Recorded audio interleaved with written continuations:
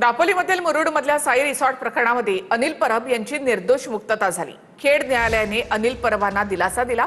मुरुडमध्ये अनधिकृतपणे साई रिसॉर्टचं बांधकाम केल्याचा परब यांच्यावर आरोप करण्यात आला होता।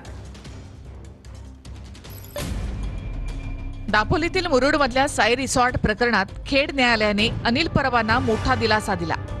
खेडमधील जिल्हा सत्र न्यायालयाने पुराव्याअभावी अनिल परबांसह सर्व आरोपींची निर्दोष मुक्तता केली। नेमकं हे प्रकरण काय आहे ते आपण पाहूया। मुरुडमध्ये अनधिकृतपणे साई रिसॉर्टचं बांधकाम केल्याचा परब यांच्यावर आरोप आहे। अनिल परब यांच्यासह तत्कालीन उपविभागीय प्रांताधिकारी, महसूल अधिकारी आणि मुरुड गावचे सरपंच यांच्यावर देखील गुन्हे दाखल करण्यात आले होते। स्टॅम्प ड्युटी बुडवून सरकारचं नुकसान केल्याचा आरोप करण्यात आला होता।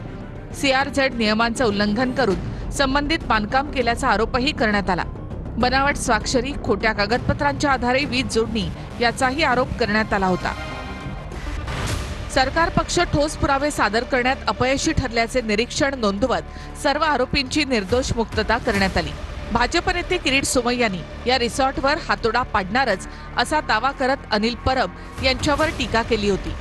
या प्रकरणामध्ये ईडीने सुद्धा तपास केला होता। मात्र आता जिल्हा न्यायालयाने दिलेल्या निकालामुळे अनिल परब यांची बाजू भक्कम झाली आहे। त्यांनी रिसॉर्ट खरेदी करण्याची किंवा विभागासाठी ते विकावं जमीन मालकाने, असं होऊच शकत नाही। असं करणं म्हणजे गुन्ह्याचं कृत्य आहे, कारण ते त्याच्या मालकीचं नव्हे। आणि मग हा सगळा विचार करून कोर्टाने सगळा अभ्यास करून युक्तिवाद ग्राह्य धरून त्यांची निर्दोष मुक्तता केली।